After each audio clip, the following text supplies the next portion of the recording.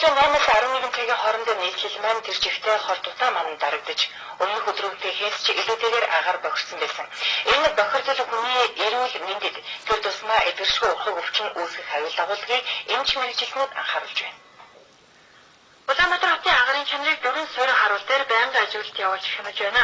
Өнөөдрийн тухайд агаарын бохирдол урд өдрүүдийнхээс илүүтэй байсныг Авс загварын хүрээлэнгийн агаарын чанарын мэргэжилтнүүд баталж байна.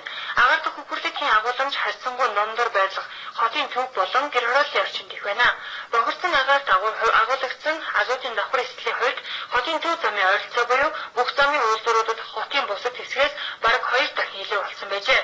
Мөн сүнслийн тухайд хүний эрүүл мэндэд нөлөөлөх хэмжээнээс 1.5-аас 2.6, хүүхрийн ангидrid 1.8-аас 3 дахин ихссэн байна.